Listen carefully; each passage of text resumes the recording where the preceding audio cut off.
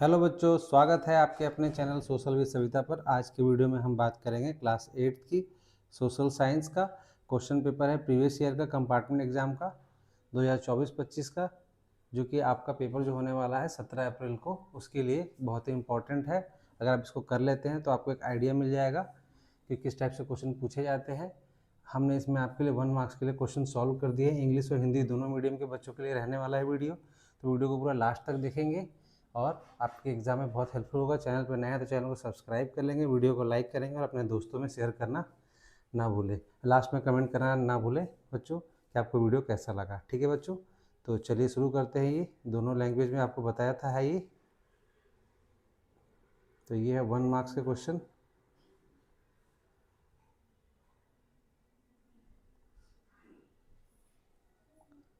तो इसमें पहला क्वेश्चन है आपका बच्चों, सुमेलित युग्म की पहचान कीजिए।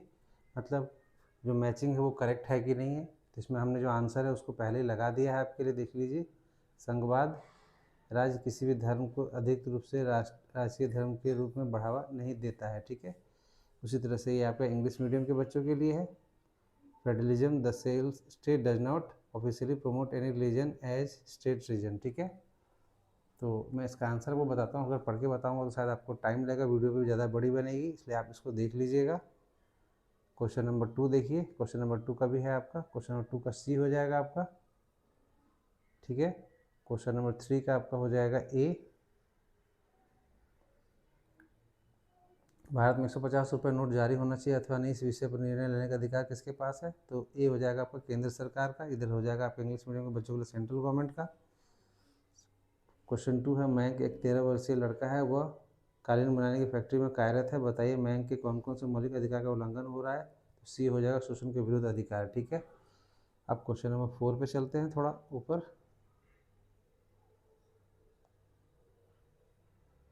क्वेश्चन नंबर 4 है आपका, भारतीय संविधान के अनुच्छेद 21 में किस अधिकार का वर्णन किया गया है? तो ऑप्शन सी होगा जीवन का अधिकार, यहाँ पर हो जाएगा right to life. Question number 5 है, अनुसूचित जाति एवं अनुसूचित जनजाति अत्याचार निवारण अधिनियम कब पारित किया गया? तो ये होगा 1989। डी ऑप्शन हो जाएगा, ये इंग्लिश मीडियम के बच्चों के लिए। आप चलते हैं क्वेश्चन नंबर 6 पर। क्वेश्चन नंबर 6 है आपका,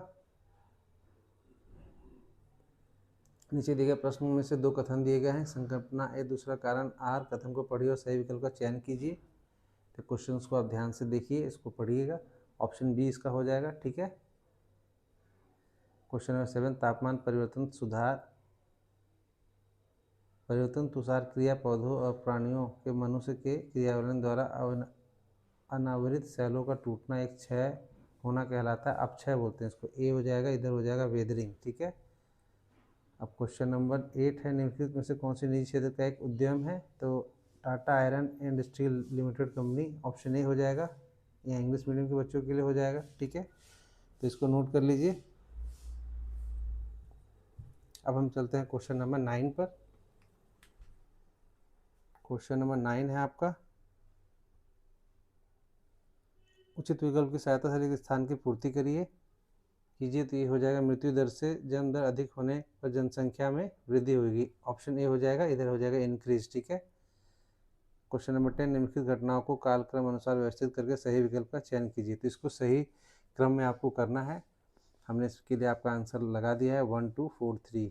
पहले हो जाएगा फर्स्ट, फिर हो जाएगा सेकंड, फिर हो जाएगा फोर्थ, फिर हो जाएगा थर्ड। ठीक है, तो ऑप्शन सी हो जाएगा, इधर भी ऑप्शन सी इंग्लिश मीडियम के बच्चों के लिए। तो इसको देख लेंगे ध्यान से। अब हम चलते हैं क्वेश्चन नंबर 11 पे। क्वेश्चन नंबर 11 है, बहादुर शाह जफर की मृत्यु कब हुई? तो 1862। सी ऑप्शन हो जाएगा रंगून। ठीक है, इसमें भी हो गया आपका 1862। क्वेश्चन नंबर 12 है, प्राच्यवादी कौन थे? तो ऑप्शन बी हो जाएगा एशिया की भाषा और संस्कृति में गहरा ज्ञान रखने वाले लोग। ऑप्शन बी है, इधर भी हो जाएगा option B, deep knowledge of the language and culture of Asia. Question 13 है, 1905 में भारत के वायसराय लॉर्ड कर्जन ने किस प्रांत का विभाजन किया? तो ऑप्शन सी हो जाएगा बंगाल, और इधर भी हो गया आपका बंगाल। ठीक है, क्वेश्चन नंबर 14, थोड़ा सा इसको आपके लिए जूम कर देते हैं। क्वेश्चन नंबर 14 है आपका, भारतीय राष्ट्रीय कांग्रेस की पहली महिला अध्यक्ष कौन थी? तो सरोजनी नायडू हो जाएगा, ऑप्शन ए। क्वेश्चन 15 है, वुड का नीति पत्र कब लागू किया गया? तो ऑप्शन सी हो जाएगा 1854। ठीक है, अब है आपके ये क्वेश्चंस, इसको ध्यान से देख लीजिए, इसको प्रैक्टिस कर लीजिएगा, जो कि एग्जाम के पॉइंट ऑफ व्यू से बहुत ही इंपॉर्टेंट है। क्वेश्चन नंबर 2 देखिए, दांडी मार्च में भारत के समाज के इन दो हिस्सों में बढ़ चढ़ हिस्सा लिया। दूसरा थर्ड का है, भारत में किन दो औद्योगिक प्रदेशों का नाम लिखिए। कोई एक क्वेश्चन आएगा इसमें से, जो आपको अच्छे से आता है वो कर लेंगे। बी है, उद्योग को परिभाषित कीजिए। उसके बाद क्वेश्चन नंबर 4 है, भारतीय संसद लोकतंत्र के सिद्धांतों को भारतीय जनता की आस्था का प्रतीक है, कथन के आलोक भारतीय संसद के महत्व का वर्णन कीजिए। बी है, भारत के प्रधानमंत्री के कार्यों का वर्णन कीजिए। क्वेश्चन आता है तो ध्यान से इन सारे क्वेश्चंस को करके जाएंगे। कॉफी की कृषि के लिए आवश्यक। क्वेश्चन नंबर 6 आपका, रविन्द्रनाथ टैगोर ने भारत के लोगों के लिए शिक्षा पर विचारों की व्याख्या कीजिए। ऑप्शन इसमें बी है, वुड स्पेस के प्रमुख प्रावधानों का वर्णन कीजिए। और 7th का यह है, भारतीय संविधान अनुसूचित जाति एवं अनुसूचित जनजाति के अधिकारों की रक्षा के लिए किस प्रकार करता है, व्याख्या कीजिए। ठीक है, इस तरह क्वेश्चन नंबर 7 तक हो गया आपका। देख लीजिए इसको, इसमें भी अथवा वाले क्वेश्चन आएंगे आपको, तो जो अच्छे से आता है उसको अच्छे से करेंगे। ठीक है, क्वेश्चन नंबर बी है, इसमें हाशियाई समुदाय के भेदभाव और शोषण को बचाने के लिए नीतियों के अलावा हमारे देश में कई कानून भी बनाए हैं, कथन की समीक्षा कीजिए। ठीक है, अब ये दीर्घ उत्तरीय प्रश्न है ये। इस तरह से क्वेश्चन आएंगे, इनमें से किन्हीं 5 को परिभाषित कीजिए। आपके पास 6 क्वेश्चन मिलेंगे, 5 जो आपको बहुत अच्छे से आते हैं उसको आप परिभाषित करेंगे। ठीक है, जैसे कि अप्रवास है, उपप्रवास है आपका, जनसंख्या पिरामिड, जनसंख्या का संगठन, जनसंख्या वितरण, मानव संसाधन। ठीक है, क्वेश्चन नंबर 9, भारतीय न्यायपालिका की संरचना एवं कार्यों की व्याख्या कीजिए। ठीक है, और ये पैराग्राफ बेस्ड क्वेश्चन भी आएगा आपका, तो इसको भी देख लीजिए। इसको पढ़ के फिर इसमें जो 3 क्वेश्चन आपसे पूछे गए हैं इसके आंसर करने हैं आपको, 10.1, 10.2 एंड 10.3। ठीक है, सेम इसी तरह से इंग्लिश मीडियम के बच्चों के लिए भी है, तो इसको ध्यान से पढ़ लेंगे, इसकी प्रैक्टिस करके जाएंगे। अब है आपका क्वेश्चन नंबर 11। इस तरह से बच्चों प्रश्न नंबर 11 है आपका, दिए गए गद्यांश को पढ़िए और नीचे के प्रश्नों को उत्तर दिए। तो इस गद्यांश को ध्यान से पढ़ेंगे और उसके बाद उसके बेस पे ये 3 क्वेश्चन आपसे पूछे गए, इसको कर लीजिएगा। इंग्लिश मीडियम के बच्चे भी इसको ध्यान से देख लीजिएगा, इसकी प्रैक्टिस करके जाइएगा। इसी तरह से क्वेश्चन आएंगे आपके। क्वेश्चन नंबर 12 देख लीजिए, ये भी गद्यांश बेस्ड क्वेश्चन है, इसमें भी 3 क्वेश्चन पूछे गए हैं, तो इसको अच्छे से कर लीजिएगा इसकी प्रैक्टिस।